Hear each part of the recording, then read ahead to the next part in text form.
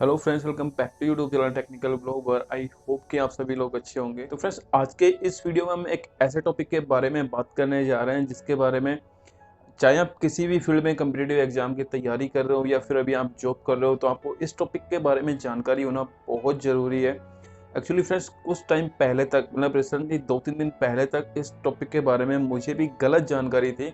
हुआ यूं कि हमारे एक सब्सक्राइबर आशीष मिश्रा जी ने मुझे कमेंट किया था कि उन्होंने एएलपी, जिसकी ग्रेड पे 19,900 है स्टार्टिंग में, तो फ्रेंड्स उन्होंने जोन चेंज करने के लिए वापस से टेक्निकल रेजिग्नेशन दिया। तो वो मेरे से जानना चाहते थे कि उनकी बेसिक सैलरी क्या रहेगी, इसके बारे में उनके कुछ डाउट थे। बट उन्होंने ये मैसेज एक्चुअली पूरी हिंदी में लिखा था। तो फ्रेंड्स, ऐसे ही मैंने मजाक में मतलब लिख दिया कि आपकी हिंदी देखकर मेरा मन गदगद हो गया। तो उनको थोड़ा बुरा भी लगा था, उन्होंने बोला था कि आप मेरा मजाक क्यों उड़ा रहे हैं। तो फ्रेंड्स, ऐसा बिल्कुल भी नहीं था। मेरा पॉइंट ऑफ व्यू उनकी मजाक उड़ाने का नहीं था, बस उनकी हिंदी देख के मुझे काफ़ी अच्छा लगा, इसलिए मैंने वो कमेंट किया था। तो फ्रेंड्स, उन्होंने डाउन ग्रेड पे या फिर सेम ग्रेड पे के लिए टेक्निकल रेजिग्नेशन लिया। और फ्रेंड्स, इस बारे में अभी तक जो मुझे मालूम था, क्योंकि मैंने भी किसी सीनियर ऑफिसर से पूछा था, तो उन्होंने बोला था कि सेम ग्रेड पे और डाउन ग्रेड पे के लिए टेक्निकल रेजिग्नेशन नहीं मिलता है। जब आप अपर ग्रेड पे के लिए किसी दूसरे डिपार्टमेंट या फिर सेम डिपार्टमेंट में आप वापस से जाते हो, तो आपको टेक्निकल रेजिग्नेशन मिलेगा। तो फ्रेंड्स, इसी टॉपिक के ऊपर हम इस वीडियो में बात करने वाले हैं डिटेल में। तो फ्रेंड्स, वीडियो को पूरी देखिएगा, स्किप मत करिएगा, क्योंकि ये वीडियो बहुत नॉलेजफुल होने वाली है। चलिए फ्रेंड्स, शुरू करते हैं। तो फ्रेंड्स, वीडियो शुरू करने से पहले मैं आपको एक बात बोलना चाहूँगा। कल मैंने एक वीडियो डाला था, वो अगर किसी ने नहीं देखा है तो आई बटन में आपको लिंक मिल जाएगा, देख लीजिए प्लीज़ एक बार। उसमें फ्रेंड्स मैंने पूछा था कि मैं एक नया चैनल स्टार्ट करने जा रहा हूँ व्लॉगिंग से रिलेटेड। उसका नाम मैंने आपको सजेस्ट करने के लिए बोला था। फ्रेंड्स, उस पर काफ़ी सारे कमेंट्स आए हैं और काफ़ी नाम भी सजेस्ट किए हैं। जल्दी हम उनमें से एक नाम पिक करके एक नया चैनल क्रिएट करने वाले हैं। उस पर हम काफ़ी सारी चीज़ों के बारे में डिस्कस करेंगे। वो channel friends only daily vlog से रिलेटेड नहीं रहेगा। हम जॉब के साथ में या फिर स्टडी के साथ में कैसे थोड़ा अर्निंग कर सकते हैं और कैसे मैं भी अर्निंग कर रहा हूँ साथ में, बहुत सारी चीज़ों के बारे में हम उसमें डिटेल में डिस्कस करेंगे। बहुत सारी नई नई चीज़ें उस चैनल पे आने वाली हैं, तो जल्दी मिलेंगे उस चैनल के साथ में। तो फ्रेंड्स, अभी हम बात करते हैं टेक्निकल रेजिग्नेशन की। किसी भी डिपार्टमेंट में जब हम रेजिग्नेशन देते हैं किसी भी वजह से, तो दो तरह के रेजिग्नेशन होते हैं, एक नॉर्मल रेजिग्नेशन और दूसरा होता है technical resignation. Friends, technical resignation जो टर्म है वो सेंट्रल गवर्नमेंट एम्प्लॉय के प्रमोशन को ध्यान में रखते हुए, बेटर प्रमोशन के लिए या फिर बेटर अपॉर्चुनिटीज को ध्यान में रखते हुए एक रूल बनाया गया है। फ्रेंड, टेक्निकल रेजिग्नेशन का बेसिकली जो मीनिंग होता है वो ये है कि जब भी आप किसी डिपार्टमेंट में रह के अगर आप किसी और कम्पिटिटिव एग्जाम की तैयारी कर रहे हैं, तो पहले आप डिपार्टमेंट को इंटीमेट करेंगे और उस इंटीमेशन के बिहाफ पे जब आपका किसी भी डिपार्टमेंट में या फिर कोई हायर ग्रेड पे कोई अच्छी जॉब लग जाती है या फिर सेम ग्रेड पे में भी आपकी जॉब लग जाती है, तो आप उस इंटीमेशन के बिहाफ पे डिपार्टमेंट को वापस से एक एप्लीकेशन लिखते हैं और उसके बाद में फ्रेंड्स आपका रेजिग्नेशन डिपार्टमेंट एक्सेप्ट कर लेता है। उस जो रेजिग्नेशन है उसको बोला जाता है टेक्निकल रेजिग्नेशन। इसमें एक कंडीशन ये भी शामिल है, जैसे कि आपने अभी कोई 2-3 एग्जाम दे रखी है। फ्रेंड्स, किसी भी डिपार्टमेंट में आप ज्वाइन करते हैं तो स्टार्टिंग में जब आप ज्वाइन करेंगे तो आपसे पूछा जाएगा कि आपने कौन कौन सी कम्पिटिटिव एग्जाम दे रखी है। तो उस टाइम आप सभी कम्पिटिटिव एग्जाम के बारे में वहाँ पे बता दीजिए कि मैंने ये कम्पिटिटिव एग्जाम दे रखी है और इन एग्जाम में से किसी में भी अगर मेरा सिलेक्शन होता है तो मैं वो डिपार्टमेंट ज्वाइन कर। तो फ्रेंड्स, ये होता है प्रॉपर चैनल के थ्रू, यानी कि जब आप जिस भी ऑफिस में ज्वाइन करोगे वहाँ पे आपने इंटीमेट किया, वो जो ऑफिस का हेड है वो अपने डिपार्टमेंट के हेड को उस एप्लीकेशन को फॉरवर्ड करेगा। उसके बाद में वहाँ से परमिशन आएगी और जब आपका सिलेक्शन होता है तो वापस से आप रेजिग्नेशन के लिए अप्लाई करते हैं और वो अगर रेजिग्नेशन को एक्सेप्ट करते हैं तो जो ये पूरा प्रोसेस है और जो ये टाइप है रेजिग्नेशन का, इसे बोला जाता है फ्रेंड्स टेक्निकल रेजिग्नेशन। दूसरा फ्रेंड्स, जो बहुत बड़ा कन्फ्यूजन था मेरे माइंड में भी और बहुत सारे कैंडिडेट्स के माइंड में भी रहता है कि क्या हम technical resignation same grade pay ले सकते हैं या फिर हायर ग्रेड पे ले सकते हैं या फिर कहीं डाउन ग्रेड पे भी जाके ले सकते हैं। फ्रेंड्स, ये पूरा रिसर्च करने में मुझे 2 दिन से ज़्यादा का टाइम लगा है। डीओपीटी के सर्कुलर में कहीं भी मेंशन नहीं है कि आप सेम लेवल पे जाने के लिए या फिर अपर लेवल पे जाने के लिए टेक्निकल रेजिग्नेशन ले सकते हैं। बट फ्रेंड्स, जनरली ये माना जाता है कि सेम ग्रेड पे और अपर ग्रेड पे के लिए टेक्निकल रेजिग्नेशन मिलता है, डाउन ग्रेड पे के लिए नहीं मिलता है।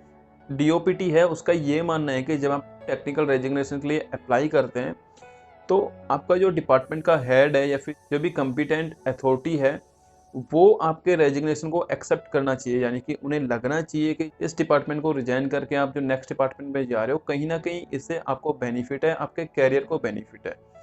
तो अगर आप डाउनग्रेड पे में जाते हो तो जनरली टेक्निकल रेजिग्नेशन एक्सेप्ट नहीं किया जाता। इसलिए जनरली ये बोला जाता है कि जो टेक्निकल रेजिग्नेशन है वो सेम ग्रेड पे और अपर ग्रेड पे के लिए मिलती है। बाकी डीओपीटी के सर्कुलर में ये कहीं भी मेंशन नहीं है। आप डीओपीटी का सर्कुलर देख सकते हैं, मैं नीचे डिस्क्रिप्शन में लिंक भी दे दूंगा। तो चलिए फ्रेंड्स, अब बात कर लेते हैं हम कि हम ये टेक्निकल रेजिग्नेशन के पीछे क्यों भागते हैं। हम सिंपल रिजाइन देके भी तो ज्वाइन कर सकते हैं। ऐसा क्या बेनिफिट हमको मिलता है कि हम टेक्निकल रेजिग्नेशन ही देंगे। फ्रेंड्स, टेक्निकल रेजिग्नेशन में कुछ काफ़ी अच्छे बेनिफिट आपको मिलते हैं, जिसकी वजह से हर कैंडिडेट को चाहिए कि वो टेक्निकल रेजिग्नेशन के थ्रू ही दूसरे डिपार्टमेंट को ज्वाइन करें। जो बेनिफिट्स है उसमें पहला जो बेनिफिट है फ्रेंड्स, वो मिलता है प्रोडक्शन ऑफ पे। तो फ्रेंड्स, फॉर एग्जांपल आप मान लीजिए कि आपने ग्रेड पे 1900 पे, जहाँ पे आपकी बेसिक सैलरी रहती है 19,900, और आप उसी सेम लेवल में किसी और डिपार्टमेंट में या फिर सेम डिपार्टमेंट में किसी डिफरेंट जोन में आप वापस से सेलेक्ट होते हैं और आप टेक्निकल रेजिग्नेशन देके उस डिपार्टमेंट को ज्वाइन करते हैं, तो यहाँ पे पिछले डिपार्टमेंट में जो बेसिक सैलरी रहेगी वही बेसिक सैलरी आपकी नए डिपार्टमेंट में रहेगी। मतलब जो फ्रेशर कैंडिडेट्स रहेंगे उनकी बेसिक सैलरी रहेगी इस एग्जांपल में 19,900, बट आपके 2 या 3 इंक्रीमेंट लग चुके हैं तो आपकी बेसिक सैलरी 21-22 हज़ार के आसपास रहेगी। यानी कि फ्रेंड्स, जो सैलरी आप पिछले डिपार्टमेंट में ले रहे हैं इंक्रीमेंट की वजह से, उससे कम सैलरी आपको इस डिपार्टमेंट में नहीं मिलेगी। ये रूल है प्रोटेक्शन ऑफ पे का। इसके अलावा फ्रेंड्स, दूसरा जो बेनिफिट है, जो भी आपकी अर्न लीव जो होती है, जितनी भी आपने सेव किया है पिछले डिपार्टमेंट में, वो सारी की सारी क्रेडिट हो जाती हैं आपकी नेक्स्ट डिपार्टमेंट को, यानी कि वो लैप्स नहीं होती है। दूसरी बात फ्रेंड्स, अगर आप किसी ऐसी बॉडी में जा रहे हो, मतलब सेंटर से आप गवर्नमेंट में जा रहे हो, जहाँ पे ईएल क्रेडिट नहीं की जा सकती, ईएल कैरी फॉरवर्ड नहीं की जा सकती नेक्स्ट डिपार्टमेंट को, वहाँ पे आपको जो भी आपकी ईएल बन रही है, यानी कि मान लो आपकी 50 ईएल आपने जोड़ रखी है, तो उन 50 ईएल का आपको पैसा मिलता है। तीसरा जो बेनिफिट मिलता है वो ये है कि जो भी आपका फंड होता है, यानी कि अभी आप ज्वाइन करेंगे तो आपका एनपीएस कटेगा, वो सारा का सारा कैरी फॉरवर्ड हो जाएगा नई जो जॉब है उसकी पेंशन स्कीम में। तो ये भी एक बहुत अच्छा बेनिफिट होता है। इसके बाद फ्रेंड्स, जो टेक्निकल रेजिग्नेशन है उसका एक बहुत बड़ा फायदा होता है line on post. But friends, इस फैसिलिटी का लाभ उठाने के लिए या फिर इस फैसिलिटी को लेने के लिए आपको जो पिछला डिपार्टमेंट है उसका परमानेंट एम्प्लॉय होना जरूरी है। मतलब आपका पिछले डिपार्टमेंट में कंफर्मेशन हो जाना चाहिए। कई लोग फ्रेंड्स इसको 2 साल से देखते हैं कि आपकी 2 साल कंप्लीट हो जाना चाहिए। 2 साल से इसका कोई भी मतलब नहीं है फ्रेंड्स। कंफर्मेशन आने में 2 साल से ज़्यादा लगते हैं। जब 2 साल का जो पीरियड होता है वो प्रोबेशन का पीरियड होता है। उसके बाद या तो आपकी एग्ज़ाम होती है या फिर वो डिपार्टमेंट पे डिपेंड करता है कि आपको कंफर्मेशन कैसे देता है। पर जब तक आपका कंफर्मेशन का पार्ट 2 ऑर्डर नहीं आएगा तब तक आप परमानेंट एम्प्लॉय नहीं बुलाए जा सकते। तो इस फैसिलिटी का लाभ उठाने के लिए आपको किसी भी डिपार्टमेंट का परमानेंट एम्प्लॉय होना चाहिए। परमानेंट एम्प्लॉय होने के बाद में अगर आप टेक्निकल रेजिग्नेशन देके नए किसी डिपार्टमेंट में जाते हैं और 2 साल का ये पीरियड होता है फ्रेंड्स, 2 साल के अंदर अगर आपको ऐसा लगता है कि ये डिपार्टमेंट अच्छा नहीं है, मैं पहले था वहीं बढ़िया था, तो 2 साल के अंदर आप वापस उसी पोस्ट को ज्वाइन कर सकते हैं। कुछ एक्सेप्शनल केस में फ्रेंड्स ये 1 साल एक्सटेंड भी किया जा सकता है। मतलब आप 3 साल तक वापस पुराने डिपार्टमेंट में जा सकते हैं। तो फ्रेंड्स, ये जो बेनिफिट्स हैं ये हैं टेक्निकल रेजिग्नेशन के। इसलिए फ्रेंड्स, मैं पहले भी कई बार बता चुका हूँ कि जब भी आप डिपार्टमेंट में जाएं तो आप पहले से सारी चीज़ों को बता दें डिपार्टमेंट को कि मेरी एजुकेशन क्वालिफिकेशन ये है, मैंने इस पोस्ट के लिए अप्लाई किया है। और बाद में भी अगर आप कहीं भी अप्लाई करते हैं तो ज़रूर से डिपार्टमेंट को इंटीमेट करिए। आप अपने आसपास ऐसे बहुत सारे लोग देखेंगे जो जॉब के लिए अप्लाई तो करते हैं बट डिपार्टमेंट को प्रॉपर इंटीमेट नहीं करते हैं, और वो आपको इंस्पायर भी करेंगे इंटीमेट नहीं करने के लिए कि कुछ नहीं होता है। फ्रेंड्स, जब ये चीज़ें होती हैं तभी आपको पता चलता है। इसलिए डिपार्टमेंट को पहले से प्रॉपर इंटीमेट कीजिए हर चीज़ के लिए। एक जनरल डाउट रहता है सभी कैंडिडेट्स का कि अगर हमारी आधी ग्रेजुएशन अभी चल रही है तो क्या हम उस ग्रेजुएशन को कंटिन्यू कर पाएंगे कि नहीं डिपार्टमेंट में। फ्रेंड्स, जब मैंने डिपार्टमेंट ज्वाइन किया था तो मैंने फर्स्ट ईयर कंप्लीट कर लिया था एज ए रेगुलर स्टूडेंट। उसके बाद में जब मैंने डिपार्टमेंट ज्वाइन किया तो मैंने बाकी की जो 2 ईयर है वो as a private student complete किया उसी कॉलेज में।